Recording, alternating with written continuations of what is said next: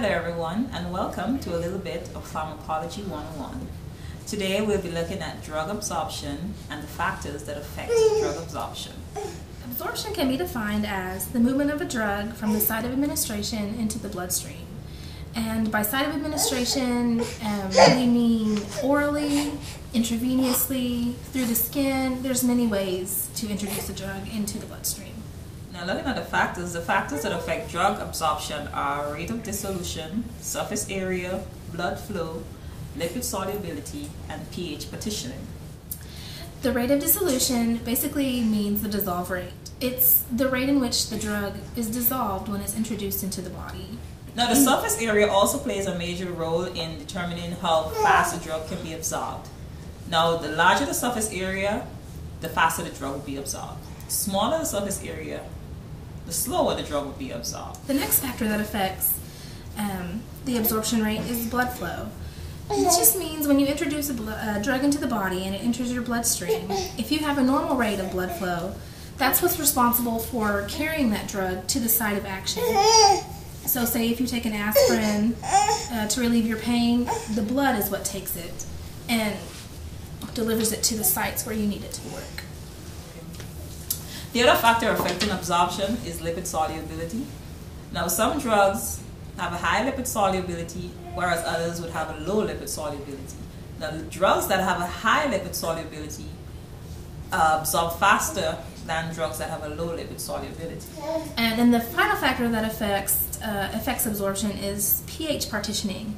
And basically the pH levels allow the movement of the molecule into the bloodstream. So if the pH level is right, you have proper movement into the bloodstream. But if it's not, it'll take a whole lot longer. Now these are the factors that affect drug absorption. Now before we conclude, we are going to demonstrate two of those factors so that you can have a better understanding. Okay, so to give you examples of the different rates of dissolution, which is the dissolve rate, we're going to show you some different drugs. First we have the liquid. It's a common liquid stomach pain relief for indigestion and just upset stomach. Here is just a capsule form of a pill, which what it does is not necessary. This is the same capsule, but for this one we're going to open it and dispense the liquids or the powder into the water. This is a common pill used for heartburn and indigestion, and then this is an effervescent. Okay, so we're going to begin with the liquid. So as you can see, it gets in there and around pretty well.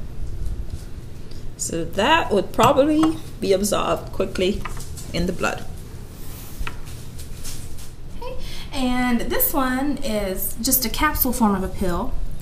And the outsides are usually made of some kind of gelatin or something that makes it easy to digest in the digestive system.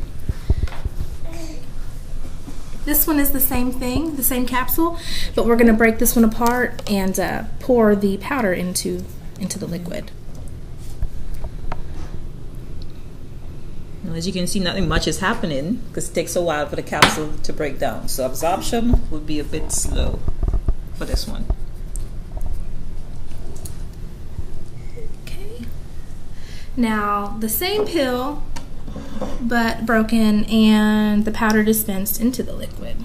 And this is what would be released in your belly after the capsule is dissolved.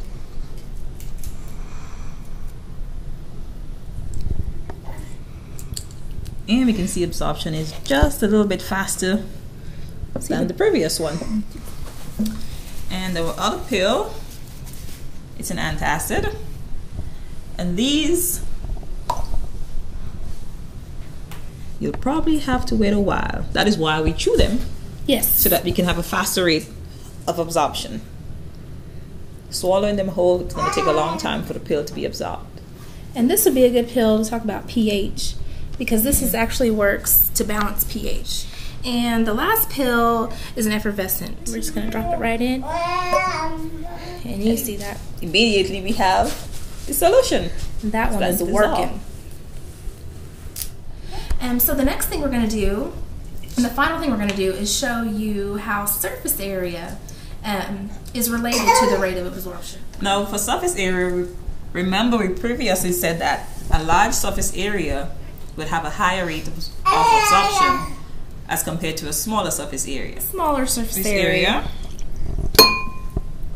And that one is the larger surface area. Now we're going to show you how surface area determines the rate of absorption. And I'm going to start with the larger surface area. And here we go.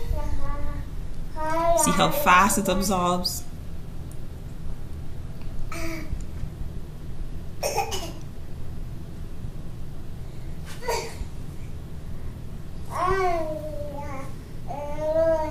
Now this one, just relative to the larger surface area, this is the smaller surface area.